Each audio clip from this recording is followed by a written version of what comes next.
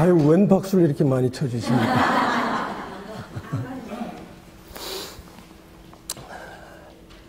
여러분, 아마 상당히 궁금하게 생각하실 것 같은데, 무슨 판사라는 사람이 나와서 법을 이야기한다고 그런 생각을 아마 많이 하실 것 같습니다. 사실 저는 잘 아는 것도 사실 없어요. 그래서 여기 계시는 분이 이야기를 한번 해보라고 할 때 아유, 나는 못합니다. 아는 것도 없고 그럴 능력도 없고 그럴 자격도 없습니다 했더니, 아니 당신이 뭐 좀 안다고 해서 책도 쓰고 그러지 않았냐고. 그 책 쓴 거는 그 불교를 모르는 사람을 위해서 불교를 좀 알면 참 좋겠다고 생각해서 내가 책을 쓴 거지, 불교를 잘 아시는 오늘 여기 계신 분 같은 그런 분들한테 내가 뭐 아는 체하고 이렇게 하려고 한 게 절대 아니다. 그러니까 못하겠다고 그랬더니, 그래도 뭐 아는 척 했으니까 책임을 져야 될 거 아니냐. 그래 고심하다가 사실은 제가 이제 오늘 같은 이런 자리에서는 제가 이야기를 해본 적은 없고요. 제가 이제 소속되어 있는 그 법원에서 법원 판사들이 무슨 세미나를 하는데, 그 또 판사 중에 하는 사람이 불교 좀 안다고 책을 쓰고 뭐 그랬으니까 당신 나와서 이야기 한번 좀 해가지고 불교가 뭔지 한번 이야기 한번 해봐라. 이건 상관이 그러니까 나 못하겠습니다 이렇게 이야기도 못하고 할 수 없이 또 나가서 이야기를 한번 해본 적이 있고, 또 한 번은 또 그 이야기 듣고 누가 어느 단체에서 한번 이야기를 하라 해서 하고 했는데, 그때는 참 이야기하기가 참 어렵더라고요. 다 불자들이 아니고, 왜 그런데 보면은 그 기독교 신자들이 많고, 뭐 차라리 뭐 무교인 분들은 괜찮은데, 기독교 신봉하시는 분들한테 이 불교 이야기 한다는 게 참 거북하고 이래서, 그때는 참 마음도 참 불편했습니다만은, 오늘은 제가 참 마음이 편합니다. 마음대로 뭐 불교를 이야기해도 누가 야단칠 사람도 없을 테고, 오히려 뭐 불교 그거 뭐 별거 아니다고 이렇게 이야기하면 제가 오늘 여기서 뭐 성한 몸으로 나가지 못할지도 모르지 않습니까? 그리고 오늘 참 일자리에 계신 분들 보니까 참 부럽습니다. 저도 왜 이런 말씀을 드리는가 하면은, 이제 연세들이 좀 드셔서, 왜 이제 연세들이 좀 드니까 세상에 있는 욕망으로부터 많이 자유스러워지죠. 젊었을 때는 막 이것도 해야 되고 이것도 탐나고 저것도 이걸 안 하면 안 되는데 이런 생각이 있다가, 나이를 드니까 그런 데서 많이 이제 자유스러워지고, 그래서 참 저도 사실은 그런 것이 계기가 되어서 불교를 접하게 되지 않았나 이렇게 생각이 됩니다. 실제로 저는 고시 공부할 때 절에 가서 공부를 많이 합니다. 저는 이제 절도 뭐 여러 군데 다니기도 했는데, 기억 남는 거는 그 남양주 금곡에 있는 견성암이라고 있었습니다. 아마 아시는 분 계실 것 같은데, 여기 갔으면 지금은 뭐 입적하셨습니다만 한길로 스님이라고 계셨는데, 거기서 뭐 좀 스님 뵙기가 미안해서 그때 처음 반야신경이라는 걸 봐가지고 글로도 한번 써보고 외우기도 하고 그랬는데, 그 절 이제 공부하고 나서 절 나오고 나서는 또 불교 가마득히 잊고 있었고, 그런 저가 좀 딱했는지 이제 주변에 불교 아는 분들이 저보고 이거 좀 읽어보라면서 책도 몇 권 주고 하는 걸 받았는데, 그때는 그걸 또 뭐 잘 봐지지를 않더라고요. 그러다가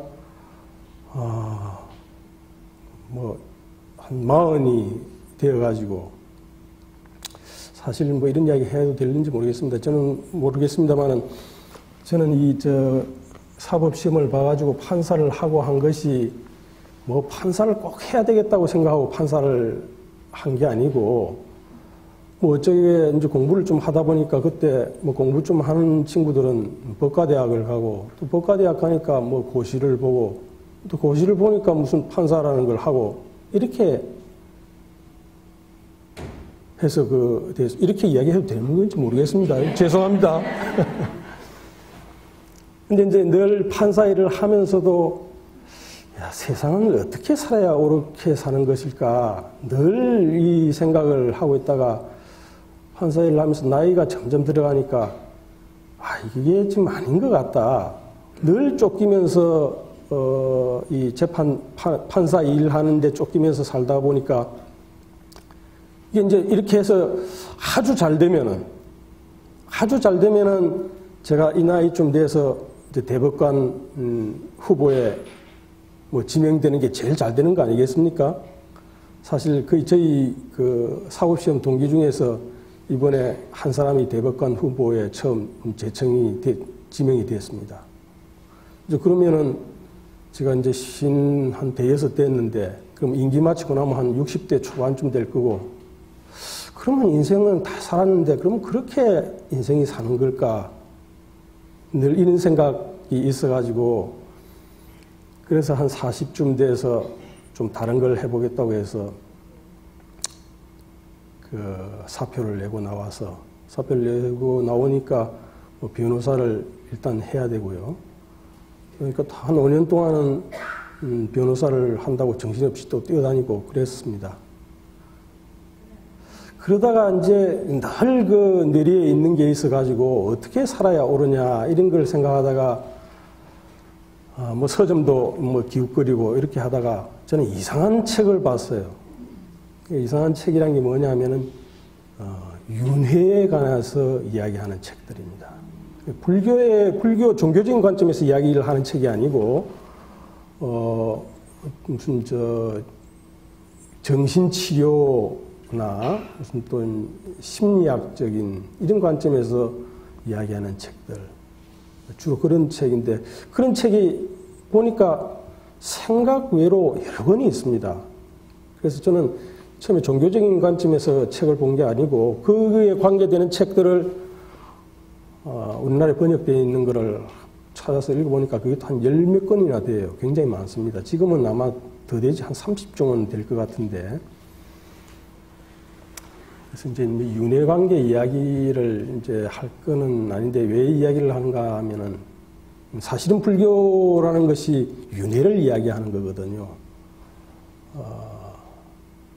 만약 윤회를 하는 것이 사실이라고 한다면은 그러면 지금 우리는 이번 생을 잘 살다가 어떻게 잘 사는 건지도 사실 잘 모르지만은 이번 생을 잘 살다가 끝나면은 되는 거 아니냐. 그러니까 이번 생에 한정해서 모든 것을 생각하고 행동하고 가치의 기준을 삼고 이렇게 해왔는데 만약 정말 윤회를 하고 다시 또 나서 살아야 된다면은 그러면 이건 아닐 거다. 이번 생에 한정해서 생각해서 살면은 절대로 안 될 것 같다. 이런 생각이 들었습니다. 그래서 얼핏 기억으로 불교는 윤회를 이야기한다는 것을 알고 그때부터 한 45쯤 됐습니다. 한 10년 전쯤 일인데 불교에 본격적으로 이제 관심을 가지고 했는데 제가 참 그동안에 책도 굉장히 많이 봤습니다. 그래서 또 우리나라는 선종 아닙니까? 그러죠? 그래서 이제 좌선한다고 또 절 선방에 다니면서 앉아도 있고 해봤는데 그 앉아서 좌선하는 거 그건 참 잘 안 되더라고요. 아마 제가 보기에 저는 아마 전생까지는 뭐 불교 같은 거는 몰랐던 것 같아요. 그러니까 그 앉아 있는 거 잘 되지도 않고 불교도 이렇게 늦게 알게 됐겠죠. 여기 계신 분들은 아마 불교도 굉장히 일찍이 접하고 그러신 것으로 생각이 되는데 그러니까 그게 뭐 앉아있는 게 잘 될 리가 있습니까? 뭐 전혀 해보지도 않고 그랬으니까. 그래서 그게 잘 안 되면은 이치라도 좀 제대로 깨달아야 되겠다 해가지고, 참 책을 많이 봤는데 제가 어느 해인가는 한번 적어보니까 한 1년에 한 200권도, 불교책만 한 200권도 보고, 그랬는데 왜 그렇게 많이 봤느냐 하면은 이게 불교가 뭘 이야기하는 건지 잘 모르겠더라고요. 그러니까 선을 이야기하면은 뭐 앉아있으면은 모든 게 다 되고 앉아있다가 잘 앉아있으면은 어디서 깨달음이라고 하는 것이 어디 하늘나라 같은 데서 있다가 턱 앞에 떨어져가지고 도사가 되는 것처럼 이렇게 생각했는데 과연 그런 걸까? 또 경전 같은 것도 보고 어떤 것을 보면은 모든 게 공이고 무상이고 그렇다고 그러는데 도대체 공이 뭐고 무상이 뭔지 참 그게 굉장히 답답한 노릇이더라고요. 근데 그래서 그러면 이제 기본적인 책을 보면 좀 나을까 싶어서 불교 입문, 불교 개론, 불교는 무엇인가 이런 거 책 보면은 그게 불교 이야기를 많이 해놓고 사실은 전부 불교 이야기인데 사실은 불교가 뭘 이야기하는 건지 읽어봐도 모르겠더라고요. 굉장히 답답했습니다. 그럼 가까이 어디 스님이라도 계시면은 도대체 불교가 정말 뭡니까? 이렇게 물어볼 텐데 스님도 가까이 한 적이 없지. 그래서 제가 그렇게 모든 책을 뒤지고 했는데 결국은 나중에 이제 이것저것 다 보고 하여튼 나와 있는 걸 다 보니까 나름대로 터득되는 게 있고 저 나름대로 이제 저는 감히 말씀드리건데 부처님이 뭘 말씀하셨는가 하는 거를 한 8, 90%는 저는 이해는 한다고 생각합니다. 부처님이 무슨 이야기를 했느냐.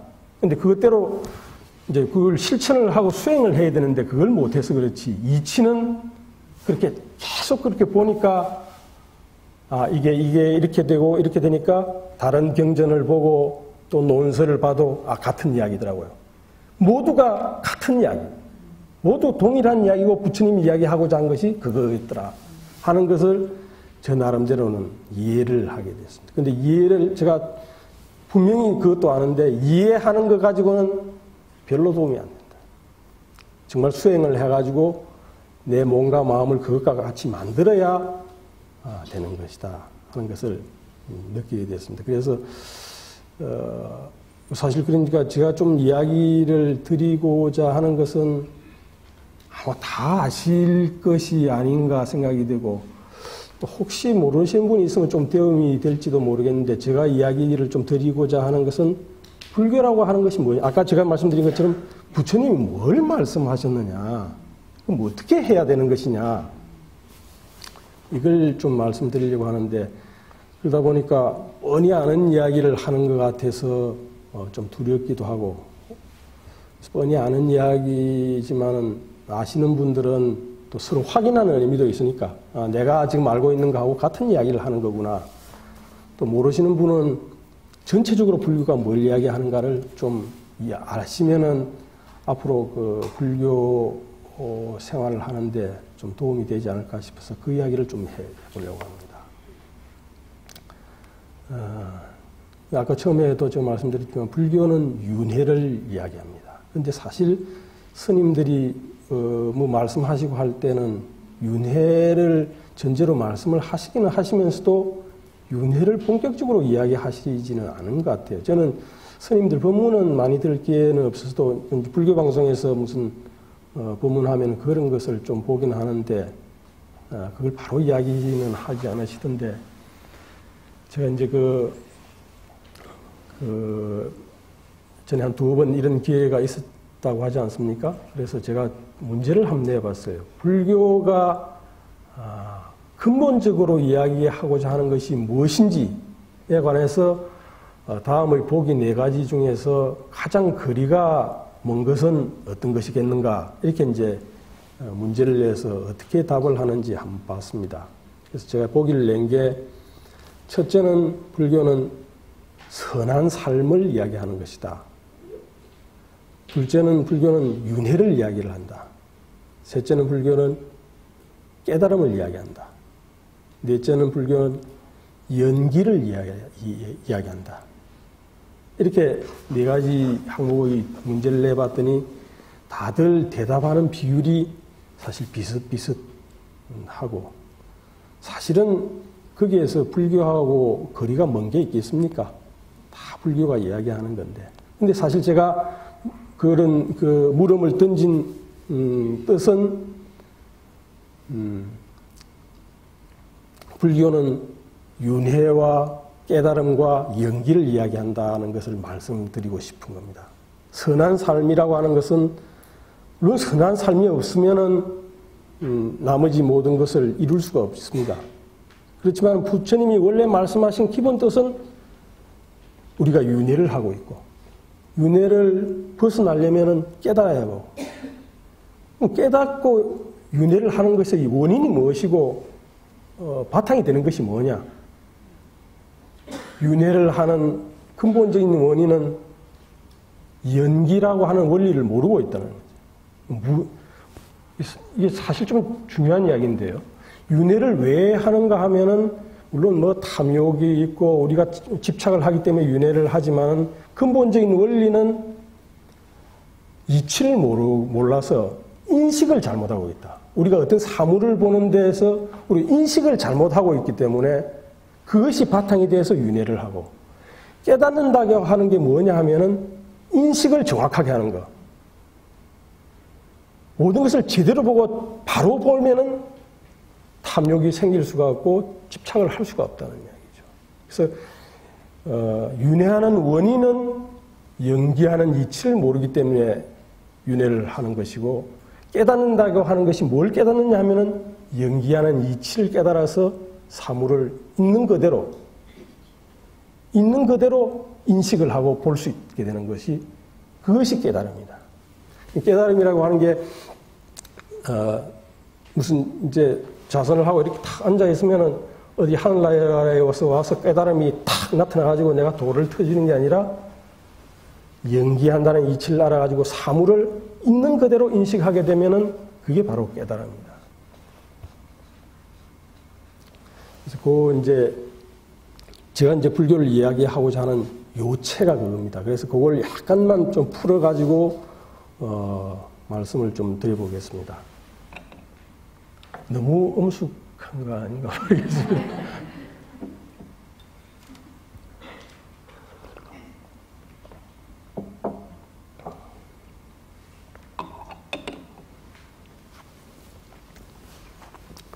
그러니까 이제 연기가 이제 뭐냐 하는 것을 말씀을 이제 드려야 되는데, 연기라고 하는 것이 연이라고 하는 것은 인연할 때 연자고, 그 연이라고 하는 것은 우리식으로 이야기하면 조건이라는 말입니다.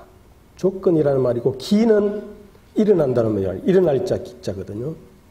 조건에 의해서 일어난다.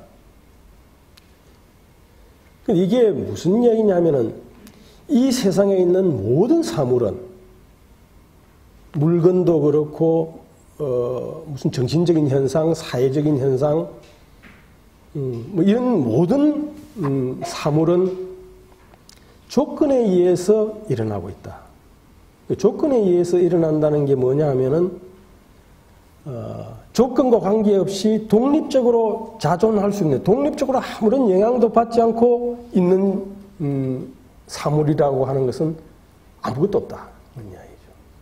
모든 것은 조건에 의해서 일어나고, 조건에 의해서 변화하다가 조건에 의해서 사라지고, 조건을 받아서 사라진다.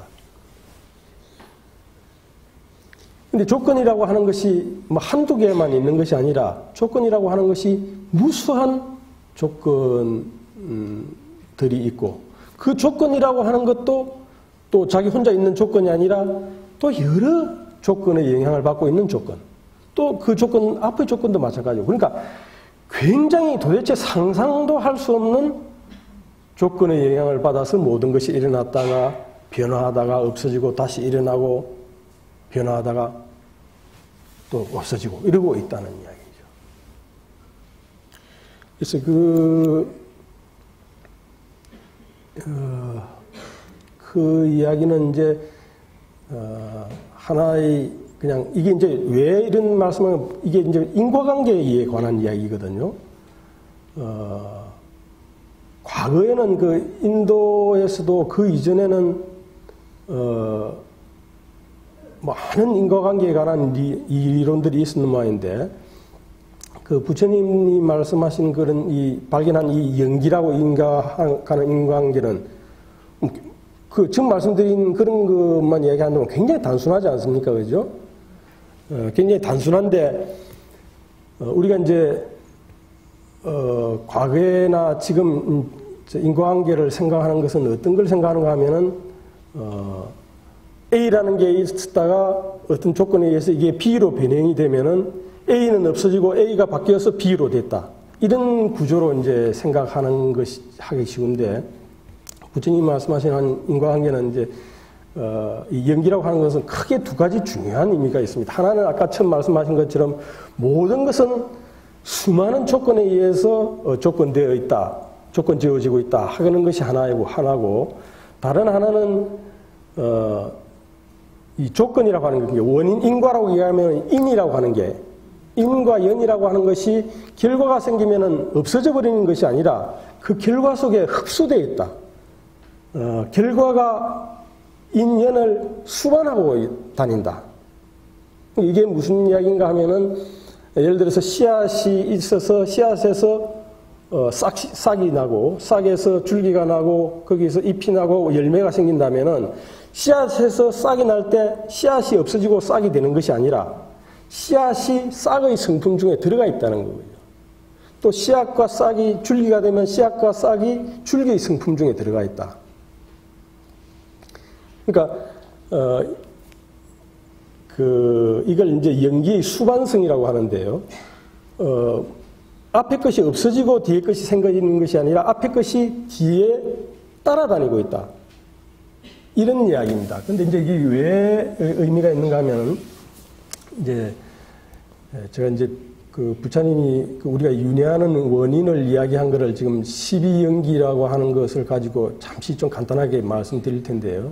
여기에 이제 깨달음을 얻을 수 있는 이치가 숨어 있다는 것 때문에 중요하거든요. 그래서 이제 그걸 이제 이야기하면서 나중에 그 부분을 다시 한번 언급을 해보겠습니다만.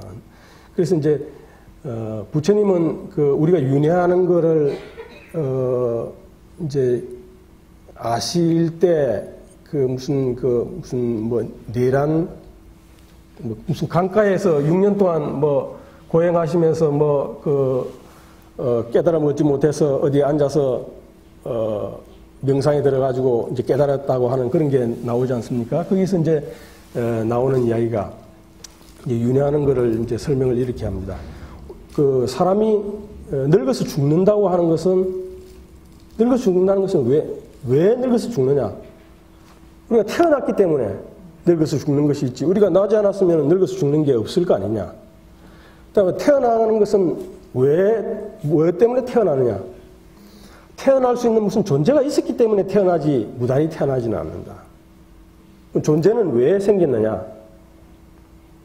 우리가 없어지는 데 대한 두려움 때문에 존재를 취착을 해서, 집착을 하기 때문에 생기나는 거예요. 그 집착은 왜 생기나느냐 하면은 우리가 그것을 사랑하기 때문에, 애착을 갖기 때문에 집착이 생기나고, 애착은 왜 생기는가 하면은 그것에 대해서 우리가 즐거운 느낌을 갖기 때문에, 그게 없으면 괴로운 느낌을 가지고 그것에 대해서 즐거운 느낌을 가지기 때문에 애착을 가진다는 거죠. 그러면 왜 거기에 대해서 즐거움을 느끼느냐 하면은 뭔가 즐거움을 느낄 수 있는 그런 접촉이 있었기 때문에, 느낌이 생겨난다는 거죠. 접촉은 왜 생겨나는가 하면은 접촉을 만들 수 있는 조건들, 그러니까 우리의 감각기관이 있고 외부 대상이 있고 이런 조건들이 갖춰져 있기 때문에 접촉이 있게 되고, 그 감각기관이나 이런 경계 외부 대상이 있게 되는 것은 그런 사물이 있기 때문에 생겨나는 것이고, 그런 사물이 있게 되는 것은 우리가 그런 사물이 있다고 식별을 하기 때문에 생겨나는 거고, 그 식별이 생겨나는 것은 우리가 그런 어떤 존재를 형성하기 때문에 식별을 하게 되고, 그 존재를 형성하는 것은 우리가 무지하기 때문에, 연기에 대해서 무지하기 때문에 존재를 형성한다는 거예요. 이게 좀 이제 막 이렇게 오니까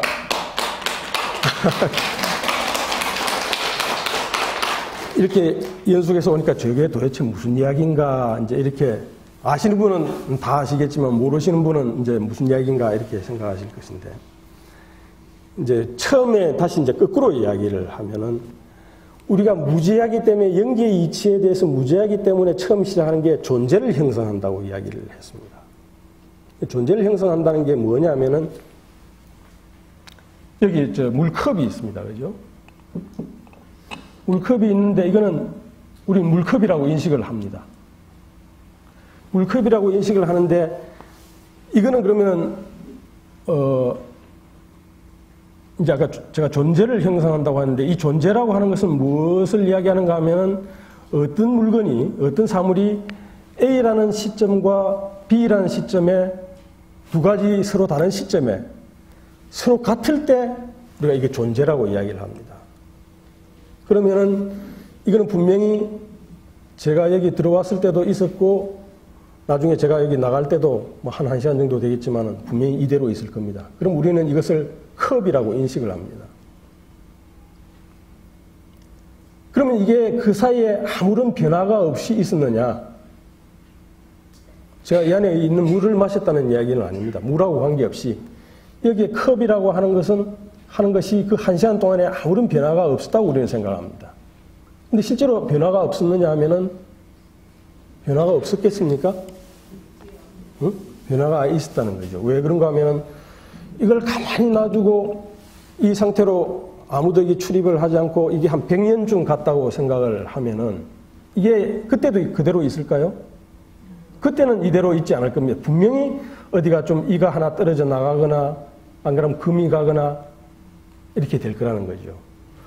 그럼 100년 사이에 그런 일이 벌어진다면은 99년 동안은 아무런 변화가 없다가 마지막 1년 아니면 마지막 금 가는 그 순간만 변화가 있고 그 이전에는 전혀 변화가 없다가 마지막 금 가는 순간에만 또는 뭐가 하나 떨어지는 그 순간에만 변화가 있었겠느냐. 그럴 수가 없다는 거죠. 계속 지금 변화하고 있는데 우리가 이걸 보지를 못하고 있기 때문에 이 변화를 우리가 볼 수가 없기 때문에 우리는 이게 동일한 존재라고 인식을 한다는 거죠. 한 시간 전에 있었던 거나 나갈 때 인식하고 있었던 거나. 근데 깨달으면 이게 변화하는 게 보인답니다. 근데 깨달아도 잘 변화하는 게 보일 것 같지는 않은데 이게 그 깨달음이라고 하는 데 관해서 사실 깨달음이 뭔지에 관해서 이야기해 놓은 거는 자료가 잘 없는데 그걸 명확하게 이야기해 놓은 게 달라일라마라고 하는 분이 쭉 티베트 불교에서는 이걸 정확하게 이야기를 했더니 깨닫는다는 것이 무엇을 깨닫느냐. 이게 고정된 상이 없다는 거. 이게 공이라고 하는 거. 공이라고 하는 것이 비었다는 이야기가 아닙니다. 공이라고 하는 것은 비고 없다는 것이 아니라 뭔가 있다는 이야기입니다. 이것도 좀 이야기하자면 한참 길지만은 공이라고 하는 것은 이게 있지만은 이게 공이라고 하는 건데 공이라고 하는 게 뭐냐면은 이게 부단히 변화하고 있고 계속 같은 상태가 아니다. 부단히 변화하고 있다는 것은 주위의 조건에 영향받지 않고 혼자 서 있을 수 있는 성품이 없다. 그러니까 실체가 없다. 실체가 없다는 것을 공이라고 이야기하는 것이지 이게 비었기 때문에 이거 어떻게 비었습니까? 이게 있지. 그러니까 뭔가 있는 것을 전제로 해서 공이 있는 것이지 아무것도 없으면 공이라고 하는 건 없습니다. 아무것도 없다면 그건 공도 아니고 아무것도 아닙니다. 뭐가 있기 때문에 이게 공이라고 하는 것이지 없으면 아무것도 아니라는 이야기죠. 부처님이 이야기한 게 그런 뜻이거든요. 근데 이제 그 공이라고 하는 거, 무상이라고 하는 거. 그러니까 이것이 어떤 상태에 있고 어떻게 변화하고 있는지를 바로 인식하는 거. 그것이 깨달음이라고 하는 겁니다. 그 깨달으면은 이게 보인다고 하는데 사실 저는 못 깨달아봐서 이치만 이렇게 이제 이해를 했는데 이게 깨달으면 정말 그렇게 변화하는 게 보일지는 모르겠습니다만. 그래서 우리가 모든 것이 이렇게 변화하고 있는데도 변화하는 줄을 모르고 이걸 어떤 존재로 인식하기 때문에 존재로 인식한다는 그것을 형성한다고 행이라고 하는데요. 제 행은 무상이다 하는 건데 그 행이라고 하는 게 어떤 존재로 형성한다는 이야기거든요. 모든 형성된 것은 항상하지 않다. 아무리 형성해봤자 변화하고 있는 건데 그걸 존재로 형성하고 있는 것은 우리가 무지하기 때문에 무명 때문에 영계의 이치에 대해서 무지하기 때문에 그렇게 지금 보고 있는 것이다. 그래서 이제 좀 더 속도를 내서 이야기를 하면은 이렇게 모든 것이 이렇게 변화하고 하고 있다면은 어떤 존재라고 하는 것은 없다는 이야기죠. 어떤 것도 존재가 아니라네. 존재라고 하는 것은 없다는 거죠. 모든 걸 쳐다보면 거기 있으면은 다 변화하고 있다는 거예요. 그런데 우리가 무지하기 때문에 이걸 존재로 형성하고 존재로 형성하기 때문에 분별을 합니다. 분별을 해서 분별한다는 게 뭐냐면은 나누어서 본다는 거거든요. 분이라고 하는 게 나눈다는 것이고 별하고 하는 게 구별한다는 거 아닙니까? 모든 것을 구별해서 본다는 거죠. 이거는 컵, 이거는 시계, 이거는 마이크, 이거는 김윤수, 저 사람 누구 이렇게 모든 걸 구분해서 보는데 모든 것이 변화하고 있다면은 구분해서 볼 근거가 없다는 거죠. 그래서 존재로 형성하기 때문에 우리가 어떤 것이라고 식별을 한다. 분별한다는 것이 식별하는 것이 식이라고 하는 것이고 그렇게 식별을 하면은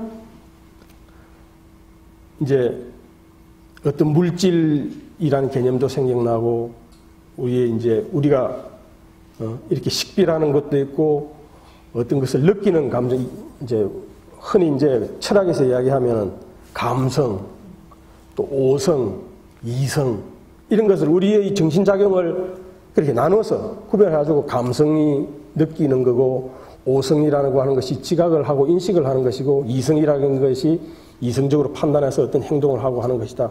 이런 식으로 구분해서 물질적이고 정신적인 형상을 개념 지으면은 명색이라고 하는 것이 생겨나고 명색이라고 생겨나면은 그 다음에 이제 지각하는 인식기관도 생겨나고 외부 대상도 생겨나고 뭐 그런 식으로 이제 갑니다. 그 중간까지 자꾸 이야기하면 복잡해지니까 그렇게 가서 나중에 어떻게 되냐면은 느낌을 이제 그렇게 이제 우리가 사물을 쳐다보면은 예쁜 이성을 보면은 참 아름답다고 생각하고 좋은 감정을 느끼고 또 잘생긴 물건을 보면은 저거 갖고 싶다고 생각하고 그렇게 이제 느낌을 갖게 되는데 즐거운 느낌을 주는 것에 대해서는 거기에 대해서 탐욕을 일으키고 괴로운 느낌을 주거나 싫어하는 느낌을 주는 것에 대해서는 화를 내고 분노를 느끼고 뭐 이런 식으로 느낌을 갖는다는 거죠. 느낌을 가지고 그런 느낌이 생기면은 그걸 이제 사랑을 하게 되고 가래를 일으키고 나면은 거기에 대해서 취하려고 하고 취하고자 하면은 거기에서 분명히 어떤 존재라고 하는 것이 생겨나고 이 존재라고 하고 생겨난 것이 윤회와 관련시켜서 이야기한다면은 우리가 죽음에 이르렀을 때 우리 존재가 없어진다는 두려움 때문에 어떤 존재라도 붙잡으려고 하는 그런 집착, 그건 이제 용어로는 취착이라고 합니다만 그런 취함이 집착하는 것이 생기고 그런 집착 때문에 우리가 어떤 존재를 취해서 갖게 된다는 거예요. 존재를 취해서 갖게 된다는 것은 이거는 부처님이 그렇게 묘하게 설명을 해놓은 게 아니라서 제가 좀 자신은 없습니다만 논서 같은 데서나 또는 이집트 사자이서 무슨 파드마산마버 티베트 계통에서는 우리가 죽음에 이르렀을 때 미래의 부모가 관계를 하는 그 장면에 대해서 사랑함을 일으켜서 거기 가서 내 정신이 깃든다는 겁니다. 그래서 다시 생을 받게 된다는 건데 그래서 그런 존재를 갖게 되면은 결국 태어나게 되면 다시 늙고 죽는다. 늙고 죽는 이렇게 살아가는 과정에서 우리가 또 연기에 대해서 무지하기 때문에 번뇌를 일으키면은 또 무지한 것 때문에 존재를 인식하고 존재를 형성하고 이런 과정을 거쳐서 계속 윤회를 한다는 이야기죠. 그래서 이제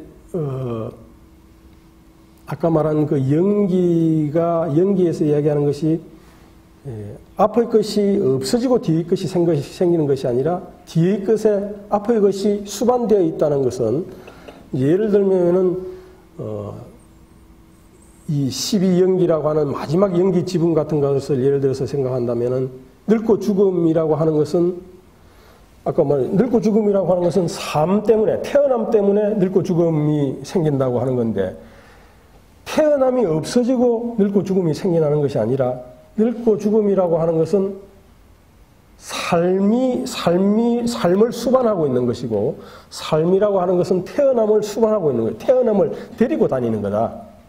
태어남이 없어져서 삶이 우리가 살게 있는 것이 아니라, 우리가 살고 있다는 것은 태어났기 때문에 살고 있기 때문에 태어남을 데리고 다니는 것이다. 이런 이야기거든요. 그래서 이제 이 지금 말씀드린 것이 윤회하는 단계라고 한다면은, 단계라고 하면은 이 중에 어느 단계라도 끊어버리면은 윤회를 하지 않습니다. 부처님이 말씀하신 것이 이 중에 어느 단계라도 끊어버리면은 윤회를 하지 않게 되죠. 모든 것은 서로 수반되고 있기 때문에. 예를 들면은 우리가 어떤 물건을 보더라도 즐거운 느낌이나 싫어하는 느낌을 갖지 않을 수만 있다면은 윤회는 그때부터 끊어집니다. 또 어떤 것에 대해서 사랑함을 느끼더라도 그걸 취하려고 하지 않으면은, 집착을 하지 않으면은 윤회를 끊을 수가 있습니다. 근데 이게는 아무리 수행을 많이 한 분이라도 맑은 정신에서는 집착을 없애야지. 왜 저거에 대해서 내가 즐거움을 느끼고 싫어함을 느끼지? 그래, 이렇게 생각하면서 그걸 없앨 수는 있을지 모르지만은, 이게 우리가 윤회하는 과정이라고 하는 것은 아주 정신이 없게 되는 그 죽음의 상태에 이르렀을 때 그런 집착을 버려야 되거든요. 근데 죽음의 상태라고 하는 것은 정신이 아주 없는 상태나 마찬가지이기 때문에, 그런 상태에서 그런 집착을 일으키지 않는다는 것은 사실 불가능하다는 거죠. 그러니까 평소에 철저히 깨쳐가지고 내가 아주 정신이 없는 상태에서도 그런 집착이 없다는 것, 그런 고락을 느끼지 않는다는 것을 스스로 확인할 수 있어야 그게 가능하다는 이야기거든요. 그러니까 무슨 이성적으로 생각해가지고 이치가 이렇게 되기 때문에 그것을 느끼지 않아야 되고 집착하지 않아야 되고, 또 아까 말한 것처럼 분별하지 않아야 되고 하는 것은 맑은 상태에서도 잘 안 되지만, 맑은 상태에서는 혹시 가능하다 하더라도 죽음의 단계에 이르면 그게 불가능하다는 얘기예요. 그러니까 살아있을 때 그것을 분명히 확인하고 깨쳐야 된다고 하는 것인데, 그럼 어떻게 하는 것이냐면, 아까 말하자면 깨달음이라고, 깨달아야만 그게 가능하다고 하는 건데, 깨닫는다는 게 아까 뭐라고 했습니까? 이것을 이게 공이고 무상이라고 하는 걸 깨쳐야 된다는 거 아닙니까? 그럼 어떻게 이제 깨쳐야 되는가 하면은, 아까 말씀드린 것처럼 중간에서도 끊을 수 있지만 기본적인 뿌리를 끊으면은 모든 게 이제 끊을 수가 있겠고 사라지겠죠. 그래서 이제 깨달음이라고 하는 것이 영기의 이치를 아주 정신이 없는 상태에서라도 확연히 볼 수 있도록 이렇게 깨친다는 이야기인데, 그걸 하기 위해서 이제 우리가 깨닫기 위해서 우리가 좌선 같은 걸 하지 않습니까? 그래서 남방불교 같은 데에서는 뭐 위파사나라고 하는 거, 이런 것을 많이 하는 것 같은데, 이게 기본 이치는 저는 같다고 보거든요. 그러니까 뭐 가나선이든 위파사나든 이 깨침에 이르는 방법으로서 우리가 수행을 하는 것인데, 기본적으로는 어떤 것이냐 하면은 우리가 이제 수행을 할 때 분별하는 것을 멈추는 것, 분별하는 것을 멈추는 것을 해야 되고, 그러면서도 사물이 어떻게 움직이는가를 보고 있어야 된다는 거거든요. 두 가지를 함께 해야 된다는 겁니다. 이제 불교 용어로는 지와 관이라고 그러지 않습니까? 사마타와 비파사나 이렇게 이야기를 하는데, 분별을 멈추는 것은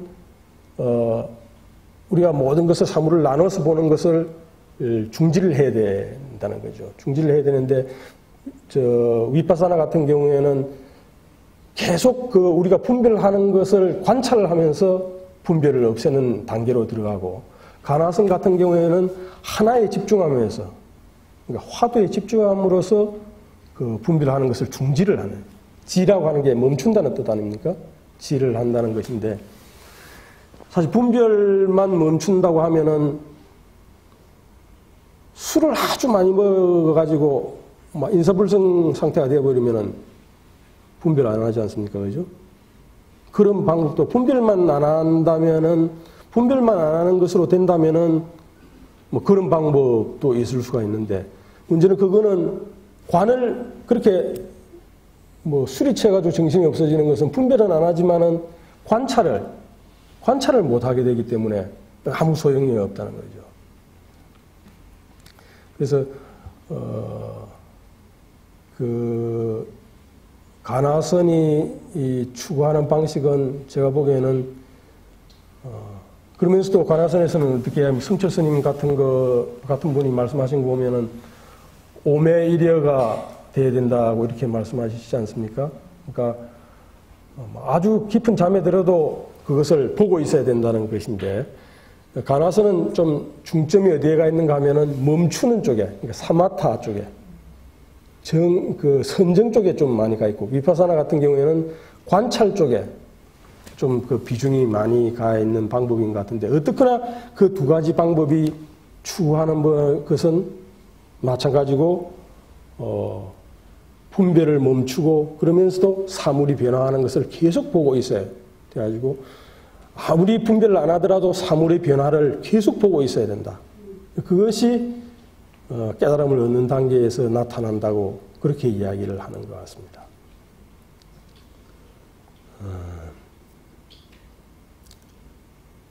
그래서 이제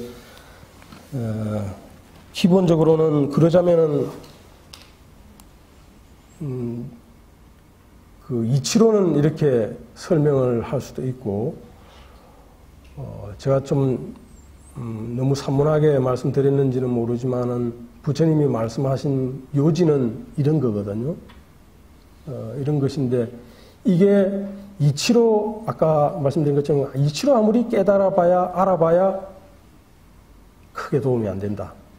완전히 도움이 안 된다고 말씀드리기는 좀 어려울지 모르겠습니다. 이치를 아는 것만 해도 상당히 중요한 거기는 한데, 이치를 모르고 이치를 아무리 알아도 이걸 몸으로 만들지 못하면은 사실은 부처님이 말씀하신 그의 보람이 좀 없는 셈이 되는 거 아닌가 싶습니다. 그래서 우리가 지금 불법을 아는 거는 이걸 우리가 남아있는 삶에서라도 조금이라도 익히고 좀 습관화해서 그것이 다음 생에 우리에게 좀 가까이 접근이 되도록 저는 그렇게 생각합니다. 저는 아까도 말씀드렸지만은 불법을 안 지가 이제 10년밖에 못 돼가지고, 불법은 알고 나서 뭐 3대급이 지나야 깨달을 수 있다고 하는데, 이제 10년 됐으니까 저는 진짜 완전히 뭐 아이로 치면은 태어난 지 한 하루 이틀밖에 된 정말 하루 강아지죠. 그러더라도 이걸 조금이라도 익히고 이렇게 해야 다음 생에서는 조금 더 불법을 알아도 좀 한 30대에 알게 되거나 20대에 좀 알게 될 거고, 그 다음 생에 가면은 혹시 동자 출가를 할 수 있을지도 모르고, 그래서 조금이라도 깨치고 이해를 하도록 노력하는 것이 중요하지 않을까 싶습니다. 그래서 제가 말씀드리고 싶은 것은 이 불교의 근본 이치를 알고 조금이라도 깨치는 데 다가가는 것이 필요하고, 그 다음에 이제 우리가 현실 생활에서 생각할 수 있는 것은 이 인과의 구조를 좁게 보면 안 된다. 그러니까 우리는 이 생에 한정해서 인과의 구조를 보는 그런 경우가 참 많이 있는데, 이것만 조금 인과의 구조를 넓게 보면은 우리 사회에 있는 많은 문제가 실제로 많이 해결이 될 수가 있습니다. 인과의 구조를 좀 넓게 보면은, 예를 들면 저는 이제 좀 답답하고 이런 게, 불교식으로 이야기하면 좀 이야기하기 쉬운데, 사형제도 같은 것도 어떤 좀 흉악한 죄를 지었다고 해서 아무런 기회 없이 사형을 시켜버리면은 그 사람은 아무런 이치도 알지 못한 채, 그리고 그 사람은 자기 나름대로는 억울합니다. 왜 그런가 하면은 제가 그런 사람들을 좀 유심히 보는데, 유심히 보는 건 어떤 걸 보느냐 하면은 그 사람이 과연 그럴 만한 품성을 갖고 태어난 사람이고 그럴 수밖에 없었는가, 이런 관점에서 좀 보면은요, 꼭 그렇지는 않아요. 물론 그 사람이 뭐 길손 가정에 태어나가지고 불우한 어린 시절을 보내고 뭐 이렇게 한 거는 많이 있지만은, 그렇다고 해서 그 사람 부모가 그렇게 흉악한 사람이거나 또는 뭐 아주 주변에 흉악한 사람들만 모여있거나 그런 것은 아니거든요.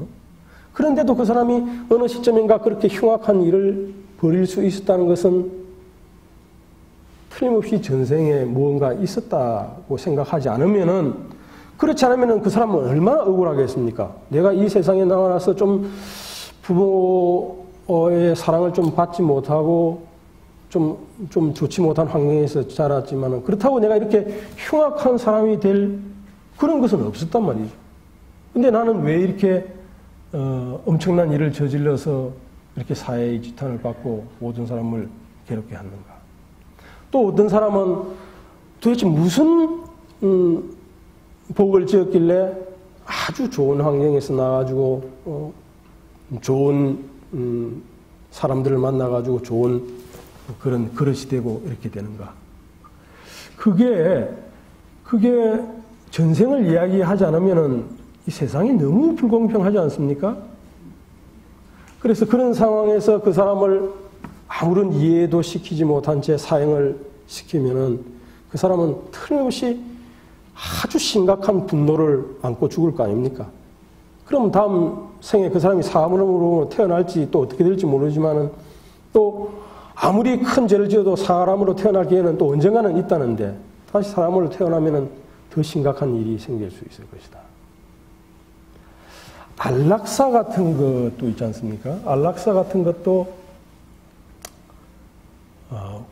이 생이 마지막이라고 생각하기 때문에, 이제 안락사가 아니더라도 우리가 병원에 가면 많이 봅니다. 소생할 가능성이 없는 분. 의학적으로 가만히 놔두면은 이 생을 마치게 돼 있는 분. 그걸 인공적인 기계를 도입해가지고 목숨만을 연명하는 게, 이게 이 생이 마지막이라고 생각하고 있기 때문에 우리가 그렇게 하고 있는 거 아닙니까? 다음에 그분이 좋은데 태어날 거라면은 그 낡은 몸을 계속 붙잡게 하고 있는 게 그분에 대해서 죄악을 짓는 거 아닌가요? 그런 것도 한번 생각을 해봐야 될 거 아닌가 싶습니다. 우리가 나이가 들어서 좋은 세상에 좋은 관광도 많이 다니고 뭐 좋은 음식 많이 찾아서 먹고 그래가지고 좋은 데 놀러 다니면서 잘 보내면은 세상을 잘 살았다고 생각하면서 그렇게 보내시는 분들이 여기에는 안 계시지만 밖에는 많이 있습니다. 밖에 계시는 그 많은 분들은 저는 보기에 참 답답해요. 그렇게 세상, 우리가 욕망의 끄달림을 덜 받을 때, 연세가 좀 되면 욕망을 우리가 그렇게 잡아당기지 않았는데, 그거를 그렇게 살지 않으면 잘못 사는 거라고 생각을 해가지고 지금 그러고 다니고 있는 거거든요. 근데, 어떻습니까? 인과의 구조를 넓게 보면은, 우리가 이렇게 긴 세상을 살아야 되는데, 지금 요만큼 좀 살고 있는데, 이걸 끝이라고 보면서 그렇게 살아간다는 것은 얼마나 이 좋은 기회를 낭비하는 겁니까? 그죠?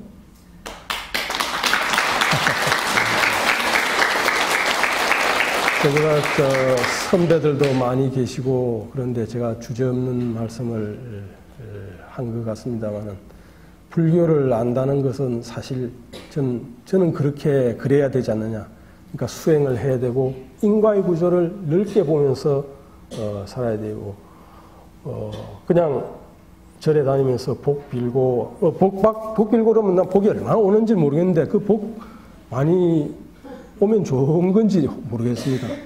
우리가 그걸 한시바삐 조금이라도 깨달음에 조금이라도 더 다가가는 것이 불교를 아는 보람이 아니겠는가. 저는 그런 생각을 해서 말씀드렸습니다만 좀 주제넘은 이야기 한 것 같아서 죄송합니다. 감사합니다.